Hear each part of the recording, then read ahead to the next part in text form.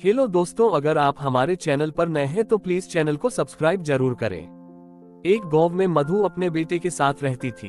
एक दिन उसके बेटे सुनील ने अपनी माँ को खबर दी। सुनील, माँ आपको एक खुशखबरी सुनानी थी। मधु, बेटा क्या बात है? सुनील, माँ मुझे शहर में नौकरी मिल गई है। मधु, ये तो बहुत खुशी की बात है बेटा, लेकिन तू अकेला शहर में कैसे रहेगा? सुनील, माँ तुम चिंता मत करो, मैं शहर जाकर सब ठीक कर लूंगा, उसके बाद तुम्हें भी शहर बुला लूंगा। ये सुनकर मधु उदास हो गई। मधु, बेटा तू मुझे छोड़कर चला जाएगा तो मैं किसके सहारे रहूंगी यहाँ?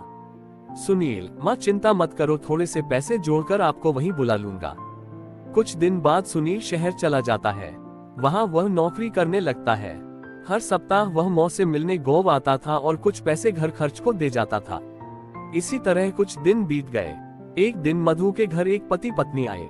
पति, बहन जी हमने आपके लड़के को देखा है, हम अपनी बेटी आशा की शादी उससे करना चाहते हैं। पत्नी, बहन हमारी बेटी बहुत सुंदर है और हम आपको बहुत सारा दहेज देंगे, हमारे पास बहुत पैसा है।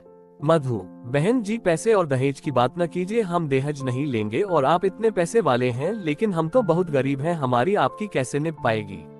ये सुनकर पति ने जवाब दिया। पति, बहन जी आप चिंता मत करें, यहाँ आने से पहले हमने आपके बारे में सब पता कर लिया है, हमें आपका लड़का बहुत पसंद है। सुनील से बात करके दोनों लड़की देखने जाते हैं। लड़की उन्हें पसंद आ जाती है। इसके बाद दोनों की शादी हो जाती है। शादी के बाद आशा बहू बन के घर आ जाती है। कुछ दिन गाँव में रहने के बाद सुनील अपने काम पर जाने लगता है। आशा, मैं इस गाँव में नहीं रह सकती, मुझे भी शहर ले चलो। सुनील, तुम कुछ दिन माँ के साथ रहो, फिर मैं तुम दोनों को शहर ले जाऊंगा। आशा, मैं इस गरीबी में नहीं रह सकती, पता नहीं पापा ने क्या देखकर मेरी शादी यहाँ कर दी, या तो मुझे शहर ले चलो या फिर मैं अपने पापा के घर जा रही हूँ। मधु, बेटा तू बहू को लेकर चला जा, मेरी चिंता मत कर। सुनील, नहीं माँ ऐसा करते हैं, हम सब साथ में शहर चलते हैं। तीनों शहर में रहने लगते हैं। आशा का व्यवहार धीरे धीरे बदल जाता है। वो हर समय सास से छुटकारा पाने के बारे में सोचती थी। एक दिन मधु सुनील से बात कर रही थी, तभी वहां आशा आ जाती है। आशा, हो मान जी आप भड़का लीजिए इन्हें, मेरे खिलाफ जब से ये शहर में आए हैं न तो मुझे कहीं घुमाने लग गए, न ही मेरे साथ ढंग से बात करते हैं, और यह सब आपके कारण हो रहा है। सुनील, आशा ये किस तरह बात कर रही हो तुम, मेरी माँ से क्या कमी रह गई मेरे प्यार में? बस मैं केवल इसलिए कहीं नहीं जा पाता क्योंकि मेरे पास टाइम नहीं है, वरना माँ तो हमेशा मुझसे तुम्हें कहीं ले जाने की बात करती है, इसलिए मेरी माँ पर झूठे आरोप लगाना बंद करो।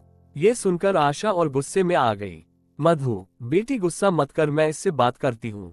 सुनील तू आज ही बहू को कहीं घुमाने ले जा और जो वो कहे उसकी हर बात माना कर। आशा, रहने दीजिए मान जी, आप ही इन्हें भड़काती हैं और मेरे सामने भली बनने का नाटक कर रही हैं। मुझे अब कहीं नहीं जाना, और जाना भी होगा तो आपसे पूछने की जरूरत नहीं है। ये कहकर वह कमरे में चली जाती है।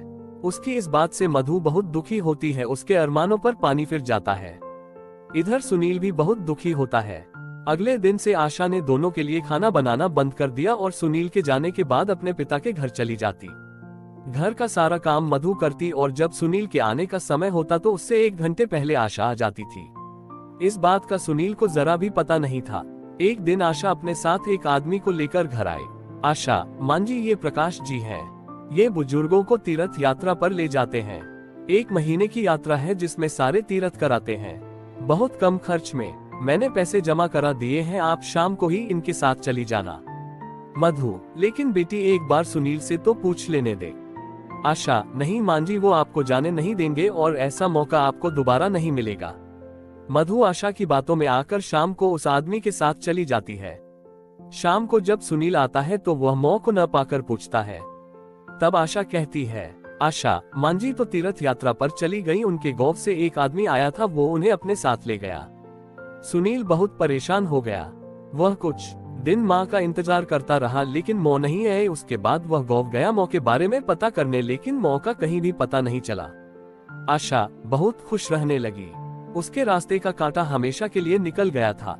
इधर वह आदमी मधु को बहुत दूर ले जाकर एक रेलवे स्टेशन पर बैठाकर चला जाता है। मधु को कुछ पता नहीं होता, जब वह सुबह देखती है तो वहाँ कोई नहीं था। मधु घबरा जाती है, वह रास्ता ढूंढने लगती है, लेकिन उसे कहीं कुछ समझ नहीं आता। इधर सुनील अपनी माँ के लिए बहुत परेशान रहने लगा। वह बीमार पड़ गया।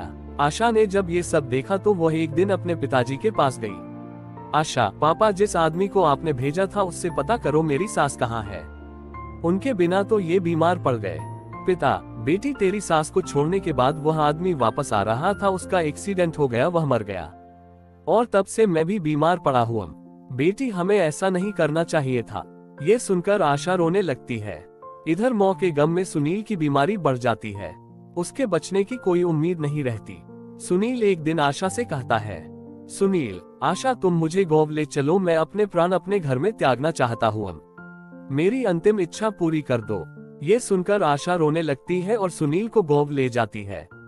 जब वे अपने घर पहुंचते हैं, आशा घर में जाती है तो देखती है मधु घर में खाना बना रही थी। ये देखकर वह अचंभे में आ जाती है। सुनील अपनी मां को देखकर रोने लगता है। मधु सुनील की हालत देखकर उसे सहारा देकर बैठाती है। सुनील, माँ, तुम यहाँ कैसे? मैंने तुम्हें कहाँ कहाँ नहीं ढूंढा। मधु, बेटा, बहू ने जिस आदमी के साथ मुझे तीर्थ यात्रा पर भेजा था वह धोखा देकर भाग गया। मैं भटकते भटकते किसी तरह गोवा पहुंच गई। मुझे लगा मेरा शहर में आना बहू को पसंद नहीं था, इसलिए यहीं मैं मेहनत मजदूरी करके अपना गुजर बसर करने लगी। लेकिन तूने अपनी ये हालत कैसे बना रखी है?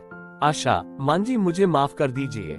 आपसे पीछा छुड़ाने के चक्कर में मैं अपनी ही गृहस्थी में आग लगा बैठी। इनका ये हाल है कि डॉक्टर ने जवाब दे दिया।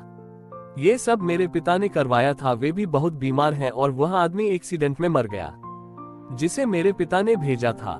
सुनील, अब तुम यहाँ से चली जाओ, मैं अपनी माँ के चरणों में मरना चाहता हूँ, मुझे चैन से मरने दो। मधु, नहीं बेटा, अब तू क्यों चिंता करता है, मैं तुझे मरने नहीं दूंगी और बहू को माफ कर दे, इसे अपने किए की सजा मिल गई। उसके बाद सास बहू ने दिन रात सुनील की सेवा की, उसे खुश रखने की कोशिश की। माँ का प्यार पाकर सुनील कुछ ही दिनों में बिल्कुल ठीक हो गया। सुनील, माँ, मैं शहर नहीं जाना चाहता, यही कुछ काम कर लूंगा। शहर की चकाचौंध में सब धुंधला नजर आता है, यहाँ तक कि रिश्ते भी। कुछ दिन बाद आशा के पिताजी घर आए और मधु के पैरों में गिरकर माफी मांगने लगे। पिता, बहन जी, मैं अपनी बेटी को सुखी देखना चाहता था, लेकिन ये भूल गया एक माँ को उसके बेटे से अलग कर जो अपराध कर रहा हूँ, उससे मेरी बेटी का संसार कभी सुखी नहीं रह सकता। मधु, मैंने आप सभी को माफ कर दिया। इसके बाद आशा बिल्कुल बदल गई, वह अपनी सास की सेवा करने लगी। सुनील उसके व्यवहार से बहुत खुश रहने लगा। ये कहानी कैसी लगी हमें कमेंट करके बताएं।